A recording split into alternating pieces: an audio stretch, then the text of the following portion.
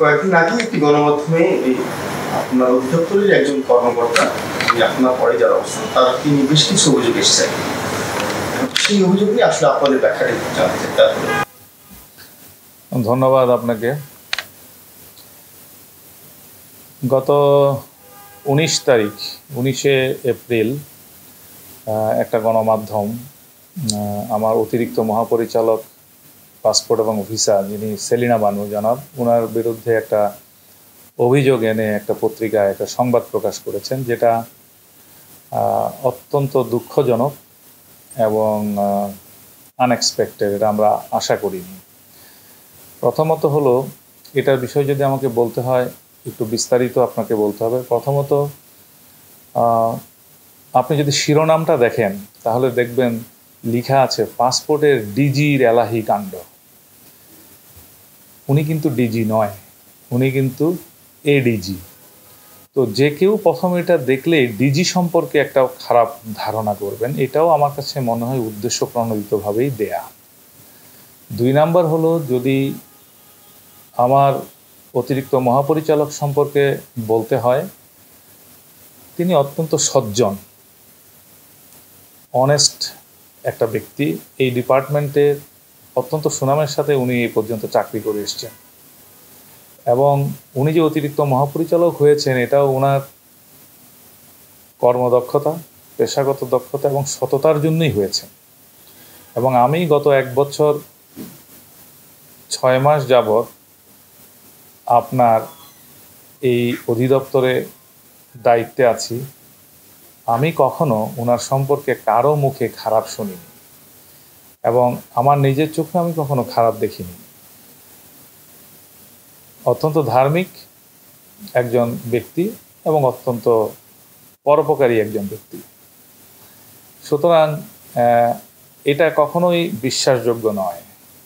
At least আমি DG হিসেবে মনে করি যে এটা একটা উদ্দেশ্য প্রণোদিত, বানোয়ার, মিথ্যা এবং সম্মানহানিকর একটি নিউজ, যেটা পরিকল্পিতভাবে করা হয়েছে।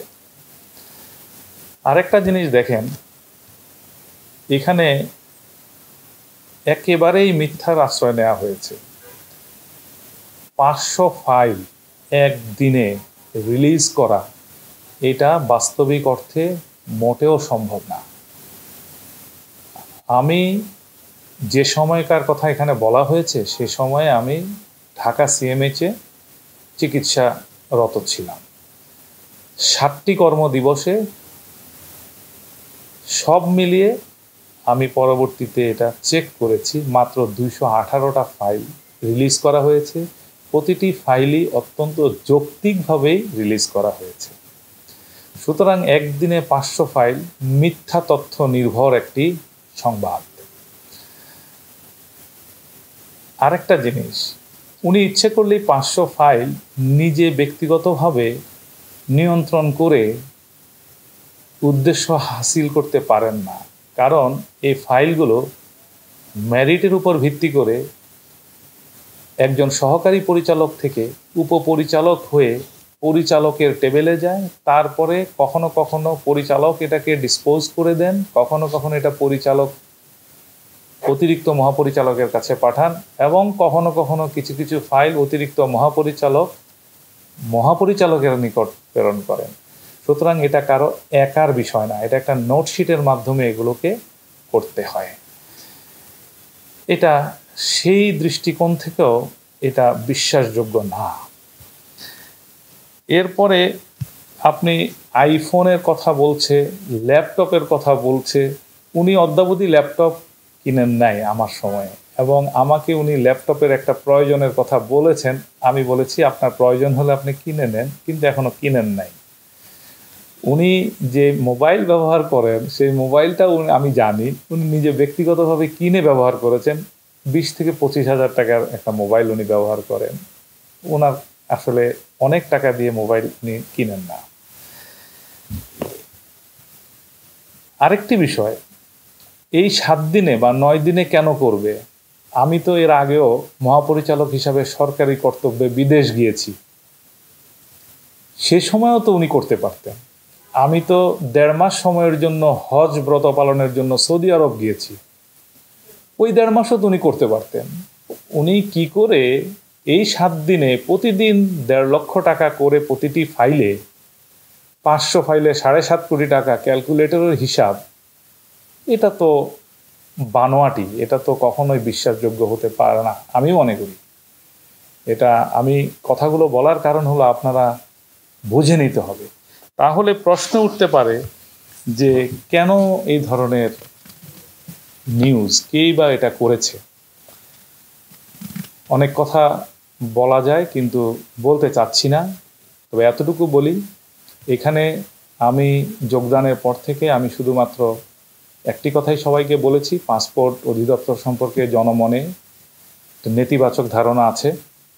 আমি সাধারণ জনগণ হিসাবে এতদিন দেখেছি, আজকে আমি মহাপরিচালক হিসাবে এখানে যোগদান করতে এসেছি। মহাপরিচালক হিসাবে যোগদানের আগ মুহূর্ত পর্যন্ত আমারও অনুভূতি একজন সাধারণ জনগণের মতো পাসপোর্ট ডিপার্টমেন্টে সম্পর্কে নেতিবাচক একটা ধারণা আমারও ছিল।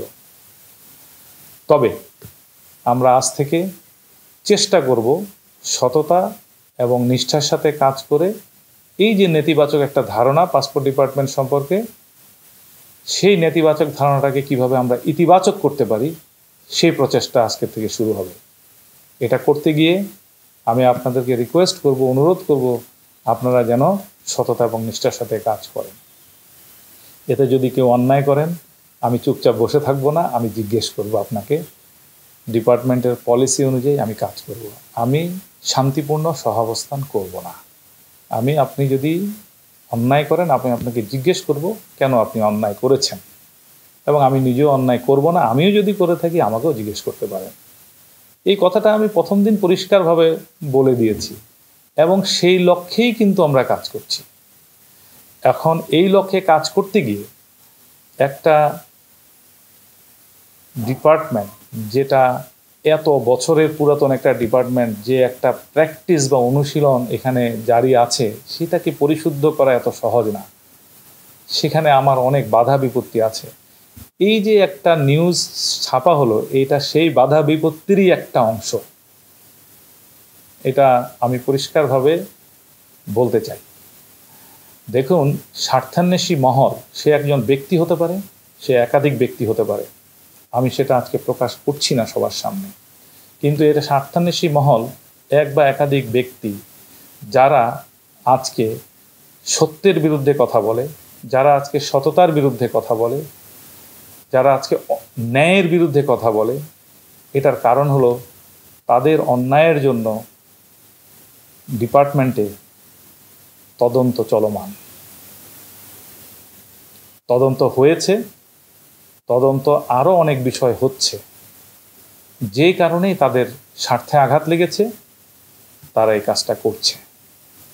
সুতরাং আমি বুঝতে পারছি কেন এটা হচ্ছে, হয়তো অনেকে বুঝতে পারছে না। আমি এতটুকু বলতে পারি যে আমার এখানে যদি অন্যায় হয়, আমার এখানে যদি অসৎ কাজ হয়, আমার এখানে যদি অনিয়ম হয়, আমি জিজ্ঞেস করব এই অনিয়ম কেন। আমি এটাকে কখনোই ফেলে রাখবো না, এবং অদ্যাবধি কোনো ঘটনাই কিন্তু আমি ফেলে রাখিনি।